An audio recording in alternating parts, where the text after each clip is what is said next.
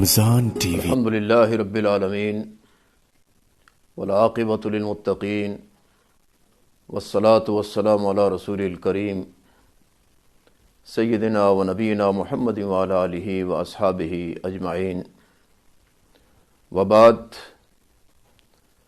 اعوذ باللہ من الشیطان الرجیم، بسم اللہ الرحمن الرحیم۔ یا ایھا الذین آمنوا کتب علیکم الصیام کما کتب علی الذین من قبلکم لعلکم تتقون۔ ناظرین کرام، السلام علیکم ورحمۃ اللہ وبرکاتہ۔ اللہ سبحانہ و تعالیٰ کا بے حد شکر ہے کہ اللہ نے ہمیں اس سال بھی ماہ رمضان کی مبارک گھڑیاں نصیب فرمائی ہیں۔ اگرچہ اس سال جن حالات میں ہم رمضان سے ملے ہیں، حالات باقی سالوں سے مختلف ہیں کرونا وائرس کے حوالے سے،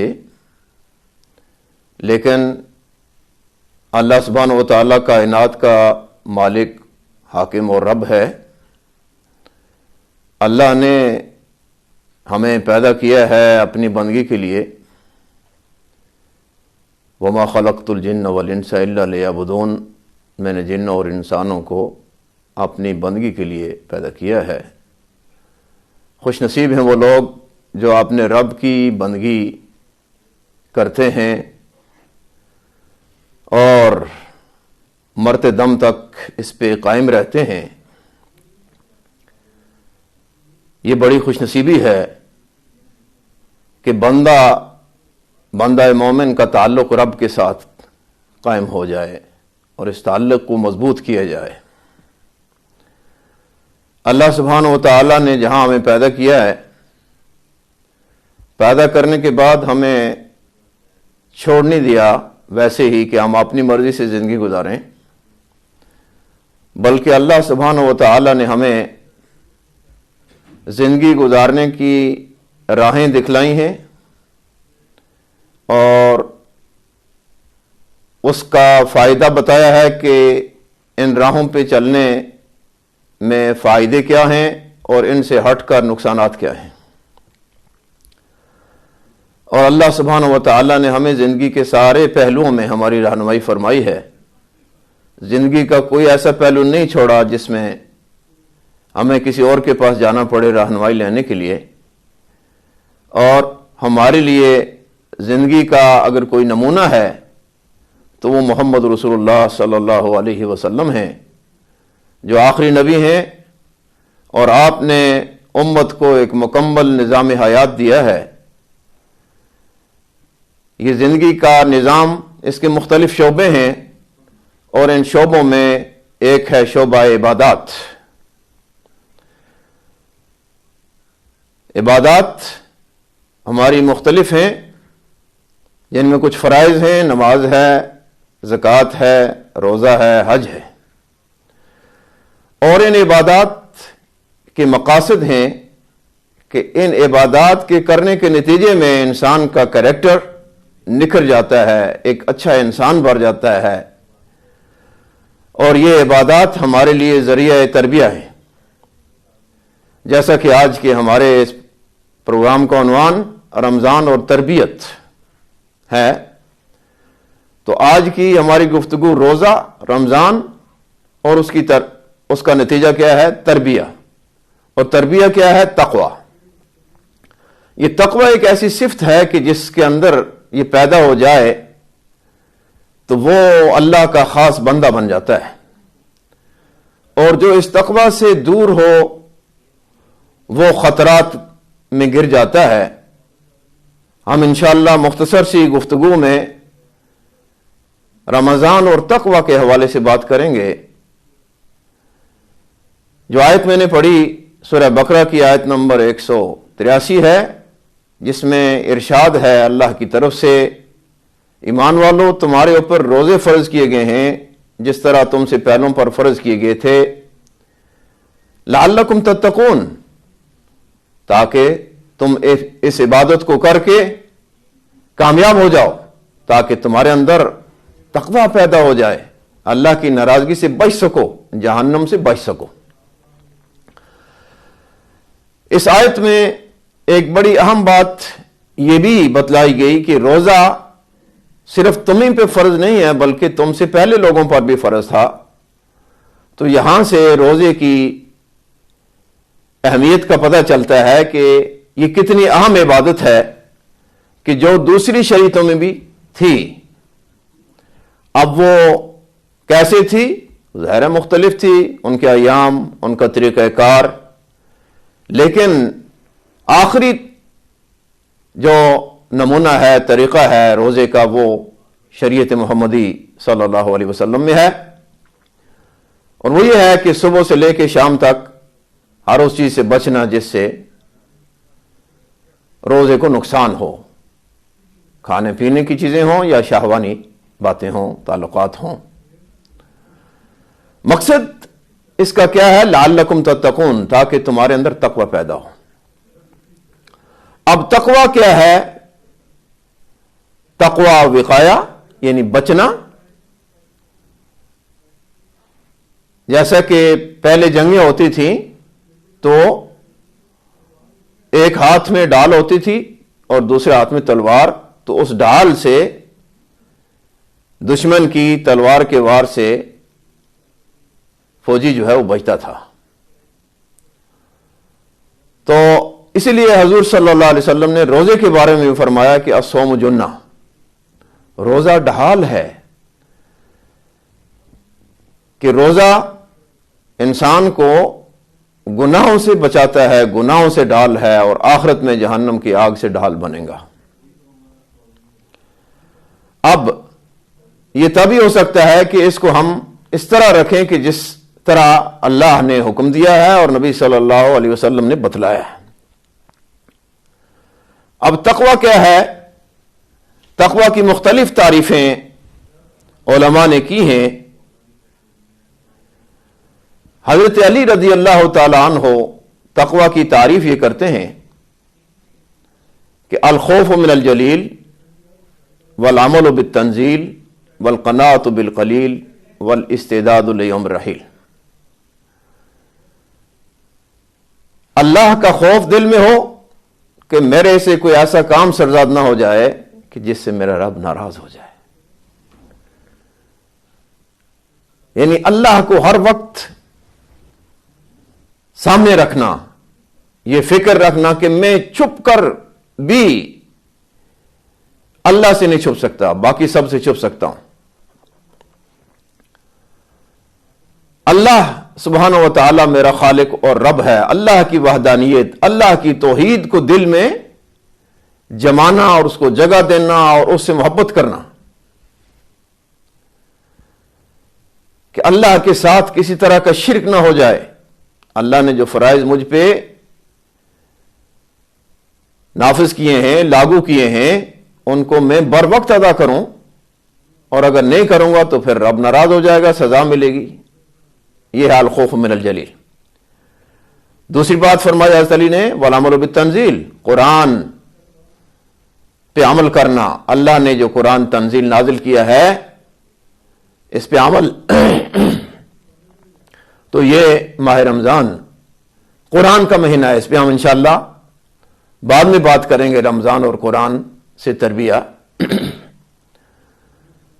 تو تقوی کی بات ہو رہی ہے کہ تقوی یہ ہے کہ قرآن پہ عمل کریں، قرآن کی تعلیمات کو سنیں، قرآن سے ہٹ کے ادھر ادھر نہ جائیں۔ اور ظاہر ہے قرآن میں نبی صلی اللہ علیہ وسلم کے حدیث شامل ہیں، چونکہ قرآن وہی جلی ہے کہ الفاظ بھی اللہ کے ہیں، حکم بھی اللہ کا ہے، اور حدیث نبی اکرم صلی اللہ علیہ وسلم کے الفاظ ہیں، لیکن حکم اللہ کا ہے وَمَا يَنطِقُ عَنِ الْهَوَىٰ إِنْ هُوَ إِلَّا وَحْيٌ يُوحَىٰ۔ اور پھر حضرت علی فرماتے ہیں کہ تیسری بات تقوی کے حوالے سے یہ ہے کہ وَالْقَنَاعَةُ بِالْقَلِيلِ، جو رب نے دے دیا ہے، جو رب نے ہمارے بارے میں فیصلہ کر لیا ہے، اس پہ راضی رہنا۔ آپ راضی نہیں رہیں گے تو پھر کیا ہوگا؟ ہوگا تو وہی جو اللہ کو منظور ہوگا۔ تو اس لیے رب ذوالجلال کے فیصلوں پہ راضی، اللہ جس حال میں رکھے راضی۔ خدا کی بے شمار نعمتیں ہیں، اگر کوئی ایک دو چھین لی گئی تو پھر کیا ہے؟ مومن تو ہر حال میں راضی رہتا ہے۔ اور اللہ نے اپنے بندوں کی تعریف کی ہے کہ جب ان کو کوئی بھی تکلیف ہوتی ہے تو کہتے ہیں انا للہ و انا الیہ راجعون، ہم اللہ کے ہیں اور ہم نے اللہ کی طرف لوٹ کے جانا ہے۔ اور آخری بات حضرت علی رضی اللہ تعالیٰ عنہ کہتے ہیں کہ والاستعداد لیوم الرحیل، موت کی تیاری کرنا، ایک دن یہاں سے جانا ہے، تو یہ فکر ہر وقت اگر ذہن میں رہے کہ میں نے جانا ہے تو میں نے کچھ لے کر جانا ہے، اچھے اعمال لے کے جانے ہیں، برے اعمال سے بچنا ہے اس لیے کہ میں نے رب کے سامنے پیش ہونا ہے، تو یہ ہے تقوی۔ اس پہ بہت باتیں ہو سکتی ہیں، لیکن چونکہ وقت اجازت نہیں دیتا کہ ہم مزید اس بات کو آگے بڑھائیں، ایک اور اینگل جو ہے تقوی کے حوالے سے ذرا مد نظر رکھیے۔ حضرت عمر رضی اللہ تعالیٰ عنہ نے ابی ابن کعب رضی اللہ تعالیٰ عنہ سے پوچھا کہ تقوی کیا ہے؟ ایک بار بات کا صحابہ آپس میں بات کرتے تھے، ایک دوسرے سے سیکھتے تھے، بسا اوقات سوال جو ہے کر کے دوسرے کو میسج بھی دیا جا سکتا ہے اور اس پہ ریسرچ کا موقع ملتا ہے اور کوئی نئی بات ملتی ہے، تو اس لیے یہ طریقہ سیکھنا، سکھانا، پوچھنا، سوال کرنا، جواب دینا، یہی ہے تعلیم اور تعلم کا طریقہ۔ تو حضرت ابی ابن کعب نے حضرت عمر رضی اللہ تعالیٰ عنہ کو کہا کہ کیا آپ کبھی کسی ایسے راستے سے گزرے ہیں جس کی دونوں طرف جھاڑیاں ہوں، کانٹے ہوں؟ تو کہا ہاں۔ تو پوچھا کہ کیسے گزرتے ہیں؟ کہا اپنے کپڑے سمیٹ کر گزرتا ہوں تاکہ میرا کپڑا، اس کا کوئی پہلو، کوئی چیز کانٹے کے ساتھ نہ اڑ جائے۔ تو حضرت ابی نے کہا رضی اللہ عنہ کہ یہی تقوی ہے کہ یہ دنیا مختلف آزمائشوں کا گھر ہے اور مختلف کانٹے، مختلف چیزیں ایک راستے یہاں ہم گزر رہے ہیں، یہ زندگی کا راستہ ہے اور اس راستے میں مختلف خواہشات، مختلف رغبات انسان کو اپنی طرف متوجہ کرتی ہیں، لیکن بندہ مومن ان سے دامن چھڑا کے اپنے راستے پہ قائم رہتا ہے اور اپنے رب کی بندگی پہ قائم رہتا ہے اور اس کو اللہ سبحانہ و تعالی سے ملاقات کی فکر ہوتی ہے، لہذا وہ اپنے اعمال میں لگا رہتا ہے۔ تو میرے قابل احترام ناظرین، یہ تقوی کی مختصر تعریف تھی جو میں نے آپ کے سامنے رکھی ہے۔ اب تقوی جو ہے اس کے بارے میں اس کا دوسرا پہلو یہ ہے کہ تقوی کے فائدے کیا ہیں۔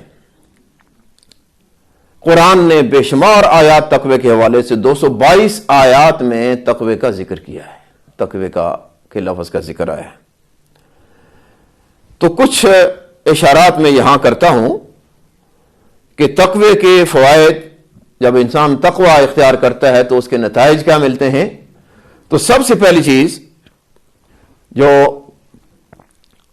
اللہ سبحانہ و تعالیٰ نے متقی لوگوں کے لیے بیان کی وہ ہے اللہ کی محبت متقی لوگوں کو ملتی ہے۔ چنانچہ اللہ سبحانہ و تعالیٰ قرآن حکیم سورہ آل عمران میں فرمایا بلا من اوفا بعہدہ واتقی فإن اللہ یحب المتقین، کیوں نہیں، جو اللہ سے وعدہ کیا ہوا پورا کرتا ہے اور اللہ سے ڈرتا ہے، اللہ کی نافرمانی سے بچتا ہے، تو اللہ سبحانہ و تعالیٰ متقی لوگوں کو محبت کرتا ہے، متقی لوگوں سے محبت کرتا ہے۔ تو تقوی ذریعہ محبت رب ہے۔ اسی طرح تقوی کا ایک اور پھل اور فائدہ یہ ہے کہ تقوی جو لوگ اختیار کریں گے قیامت کے دن انہیں کوئی غم اور کوئی خوف نہیں ہوگا۔ فمن اتقى واصلح فلا خوف عليهم ولا هم يحزنون، سورہ اعراف میں فرمایا کہ جو تقوی اختیار کرے گا اور اپنی اصلاح کر لے گا ان پر کوئی خوف، ڈر اور کوئی غم نہیں ہوگا۔ اللہ سبحانہ وتعالی ہم سب کو یہ نعمت نصیب فرمائے۔ اس طرح تقوی جو ہے وہ تقوی جس کے اندر ہو تو اس کے لیے اللہ کی بندگی کرنا آسان ہوتی ہے، مشکل نہیں ہوتی. فاما من آتا واتقى وصدق بالحسنى فسنيسره لليسرى.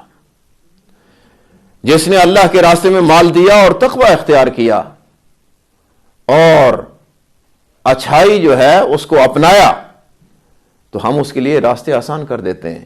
یعنی دین پہ عمل کرنا، نیکی کے کام کرنا آسان، بلکہ اس کو خوشی ہوتی ہے. اور حضور صلی اللہ علیہ وسلم نے فرمایا کہ ایمان کی نشانی یہ ہے کہ جب انسان سے غلطی ہو جائے تو اس پہ افسوس کرے، اور اگر نیکی کرے تو خوشی محسوس کرے. یہ ایمان کی نشانی ہے. اسی طرح تقوی والے لوگ جو ہیں اللہ سبحانہ وتعالیٰ ان کو بلندیاں عطا کرتا ہے، اور قیامت کے دن بھی ان کو عزتیں ملیں گی. فرمایا والذین اتقوا فوقہم یوم القیامہ. جنہوں نے تقوی اختیار کیا وہ دوسرے لوگوں سے اونچے ہوں گے، بلند ہوں گے. اسی طرح تقوی والوں کی اللہ سبحانہ وتعالیٰ شیطان سے حفاظت کرتا ہے. شیطانی چالیں اس پر اثر انداز نہیں ہو سکتی. فرمایا ان الذین اتقوا اذا مسهم طائف من الشیطان تذکروا فاذا هم مبصرون. جو متقی لوگ ہیں جب شیطانی چالیں، شیطانی اکساہٹیں انہیں کبھی لائق ہو بھی جائیں تو فوراً وہ یاد کرتے ہیں اوہو ہم سے غلطی ہو گئی، اور وہ ان کو اللہ تعالیٰ سیدھی راہ دکھاتا ہے. وہ اپنی اس بری روش سے، بری عادت سے باز آ جاتے ہیں، غلطی سے توبہ کرتے ہیں. اسی طرح تقوی والوں کے لیے توبہ ہے، نجات ہے آخرت میں. وَيُنَجِّي اللَّهُ الَّذِينَ اتَّقَوْا. اور اللہ سبحانہ و تعالیٰ ان لوگوں کو کامیابی عطا فرمائے گا جنہوں نے تقوی اختیار کیا. وَالَّذِينَ هُمْ مُحْسِنُونَ. اور وہ لوگ بھی کامیاب ہوں گے جو لوگوں سے احسان کرنے والے ہیں، لوگوں کے ساتھ احسان سے پیش آتے ہیں. سورہ نحل میں یہ آیت ہے. تو تقوی اور احسان اللہ سبحانہ و تعالی ان کے لیے نجات ہے. اور اسی طرح تقوی والوں کے ساتھ اللہ کی خاص مدد ہے. ان اللہ مع الذین اتقوا والذین هم محسنون. اور تقوی والے جو ہیں ان کو اللہ سبحانہ و تعالیٰ مشکلات سے نکالتے ہیں. حالات زندگی ایسی ہے نا جی، کبھی کبھار مختلف مسائل کا اور تکالیف کا انسان شکار ہو جاتا ہے تو اللہ سبحانہ و تعالیٰ ان مشکلات میں اپنے بندوں کی مدد کرتا ہے. وَمَن يَتَّقِ اللَّهَ يَجْعَل لَّهُ مَخْرَجًا. جو اللہ سے ڈرتا ہے اللہ اس کو مشکلات سے نکالتا ہے اور اس کو ایسی جگہوں سے رزق دیتا ہے کہ انہیں احسان پتہ بھی نہیں چلتا. اور آخری بات کہ اللہ تعالیٰ انہیں علم نافع عطا کرتا ہے. والذین، اور جو اللہ واتقوا اللہ، فرمایا اللہ سے ڈرو. ویعلمکم اللہ، اللہ تمہیں علم عطا کرے گا اور اللہ ہر چیز کو جانتا ہے. اور آخری بات یہ ہے کہ اللہ سبحانہ و تعالیٰ جنت میں متقی لوگوں کے لیے بہت سی نعمتیں تیار کر رکھی ہیں جس کی چوڑائی آسمان اور زمین کے برابر ہے. تو اللہ سبحانہ و تعالیٰ ہمیں ان گھڑیوں میں اس تقوی کی تربیت حاصل کرنے کی توفیق عطا فرمائے. انشاءاللہ اسی موضوع کو ہم مزید آگے بیان کریں گے نیکسٹ پروگرام میں. اللہ مجھے اور آپ کو عمل کی توفیق عطا فرمائے اور جو صحیح بات کہی گئی ہے اس کو قبول فرمائے. اگر کوئی غلطی ہوئی ہے تو اللہ سبحانہ وتعالی ہمیں معاف فرمائے. اقول قولی ھذا واستغفر اللہ لی ولکم ولسائر المسلمین. والسلام علیکم ورحمۃ اللہ وبرکاتہ.